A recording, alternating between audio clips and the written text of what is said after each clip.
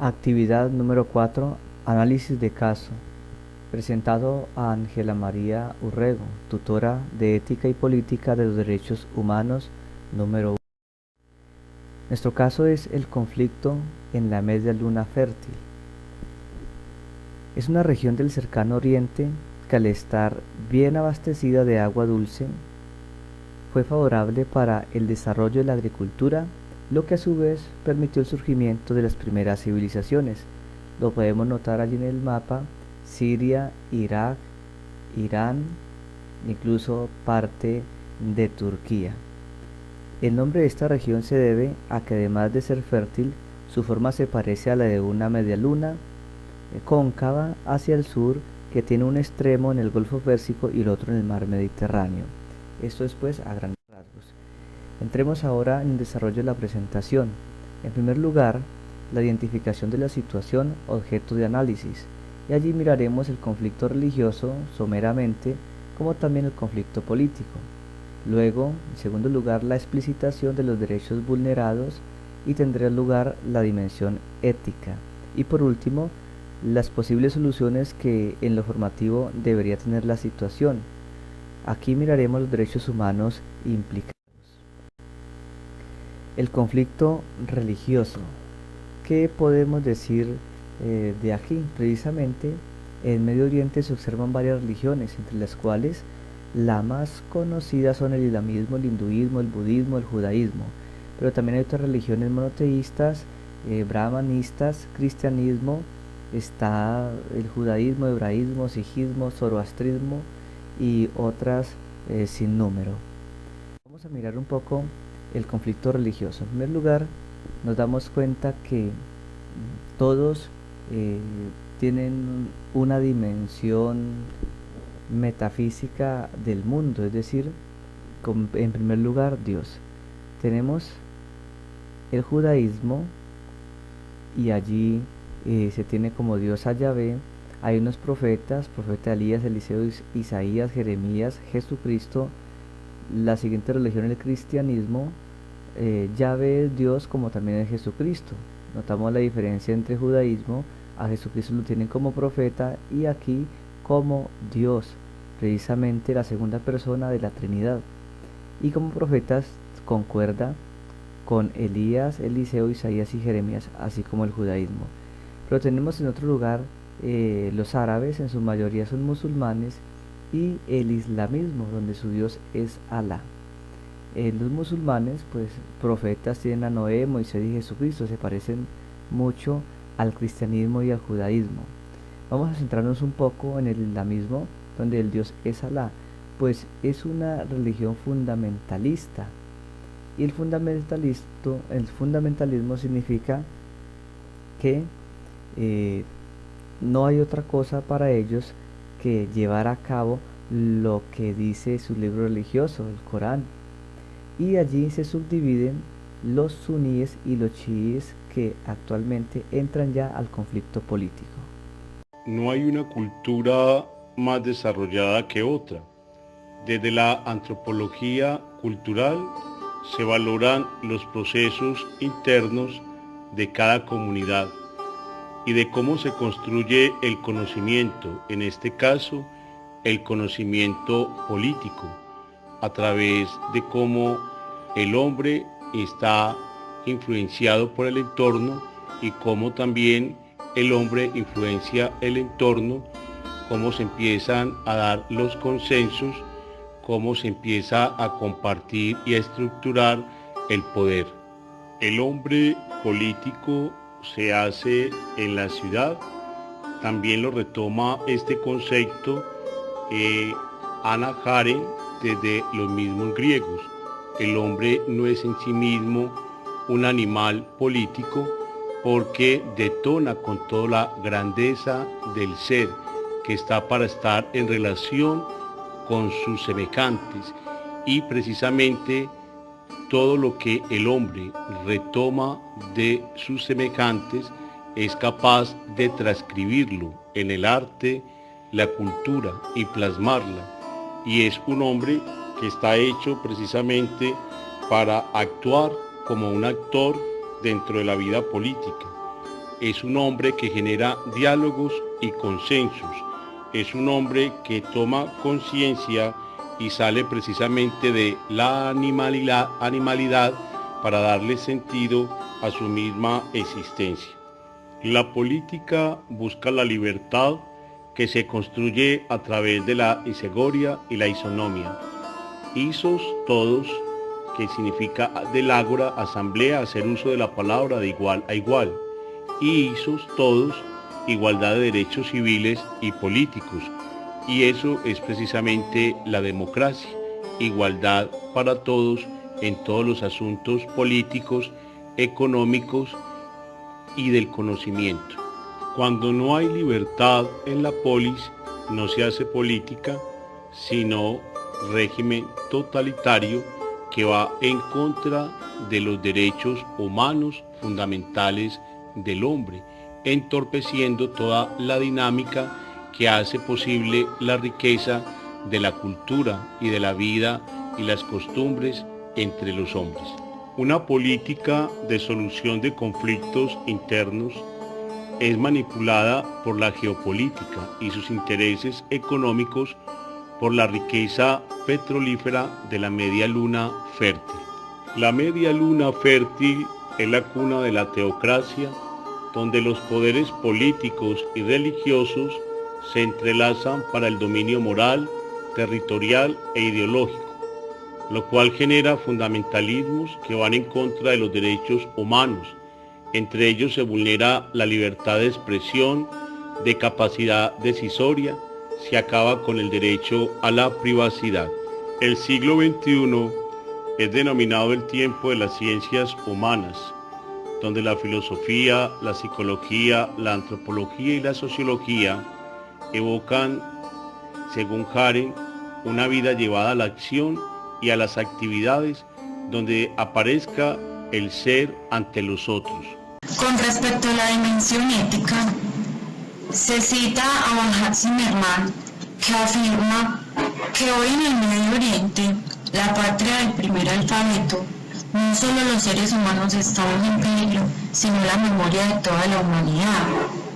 Siendo ese el conflicto más complejo del mundo, en el enfoque ético, como los caminos posibles y el devenir entre lo correcto y lo corrupto, lo malo y lo prohibido, lo bueno y el deber, enfocados entonces en lo que nos plantea Haren, desde una dimensión ética, la acción y la reflexión de todos los actos, tanto buenos como incorrectos. Siempre está entonces el otro como reflejo propio, para llegar así a tener una responsabilidad moral. Sin embargo, los actos de dicho conflicto son tan deshumanizadores que superan el nivel de depravación y de corrupción moral. En este sentido, el hecho de repensar lo humano, de ponernos en el lugar del otro, de estar al lado, de sentir lo que siente, de ponernos, como se dice, en los zapatos de la otra persona. La dimensión ética representa esos valores aceptados por todos los seres humanos, en una perspectiva de los derechos humanos. Desde el punto de vista ético, también es necesario contextualizar las creencias que tienen todas estas personas que viven en el Oriente. Entonces vamos a tratar la ética desde el punto de vista oriental. Para Alain Badiou, la ética se alimenta demasiado tanto del mal y del otro, para no gozar en silencio. Dice que el nudo que denomina la ética es siempre tener que decidir quién muere y quién no. En la ética judía se insiste en la autonomía y en la ley moral. También dicen que es necesario instalar espíritus en el corazón de la nación para que se enfrenten los enemigos y se engrosen las filas de los combatientes. Entonces es la sociedad la que puede hacer que un acto sea criminal o un hecho que ha de ser festejado en las calles, mientras que el perpetrador es elevado a la categoría de mártir o de héroe nacional. Entonces, como conclusión, tenemos que conviven por conveniencia dos éticas, las que más convengan, dos derechos o ninguno, porque todos son iguales. Este es el contexto en el que se encuentra la ética en el punto de vista oriental. En ese sentido, el mundo del conflicto del Medio Oriente ha hecho repensar el derecho de lo humano, cuando lo criminal se vuelve legal, y en esta dimensión ética, el cómo juzgar, el cómo responsabilizar, el cómo ajusticiar a quienes obedecen a leyes criminales, y desde la ética como parte del accionar, partiendo de un diálogo solitario y silencioso, como lo plantearé, entre lo subjetivo del otro y lo objetivo del ser, y desde lo éticamente humano. Por lo que entonces, para Ronald Weiner, juzgar una situación auténticamente humana es enfrentar el riesgo de una responsabilidad trágica. El juicio abarca más de lo que los seres humanos pueden dominar y pueden resolver. El único camino entonces sería la reconciliación, una reconciliación desde lo personal, desde lo político, desde la misma ética, desde la memoria y desde la dignidad. Recordemos que la Declaración Universal de los Derechos Humanos se dio el 10 de diciembre de 1948. Lamentablemente, a pesar de que existen, son muchos los países que no la respetan, sino por el contrario las vulneran constantemente, ocasionando que las personas que allí viven sufran situaciones indescriptibles. Evidencia de ello es el conflicto sirio, en donde se considera que más de 4 millones de personas huyen convirtiéndose en refugiados, y 1 millón más abandonaron sus hogares buscando refugio dentro del mismo país. A continuación analizaremos cada uno de los derechos humanos y cómo son manejados en este conflicto. El primero nos habla de que nadie debe ser torturado ni sometido a penas crueles. Lamentablemente, las fuerzas de seguridad sistemáticamente y con impunidad torturan y dan malos tratos a las personas detenidas. Entre 2011 y 2015 se produjeron miles de muertes bajo su custodia. El siguiente nos habla de que todos somos iguales ante la ley, sin distinción de derecho, iguales a la protección. Lamentablemente, las fuerzas gubernamentales y grupos armados han cometido con impunidad crímenes de guerra y otras violaciones al derecho internacional humanitario y abusos contra los derechos humanos. El siguiente nos habla de que toda persona tiene derecho a circular libremente. Lamentablemente, las fuerzas efectuaron ataques indiscriminados contra los civiles, como bombardeos en zonas residenciales e instalaciones médicas. El siguiente nos habla de que nadie puede ser molestado a causa de sus opiniones, pero por el contrario, las fuerzas de seguridad detuvieron y siguieron manteniendo recluidas arbitrariamente a miles de personas, trabajadores de los medios de comunicación y humanitarios, sometiéndolos algunos a desaparición forzosa.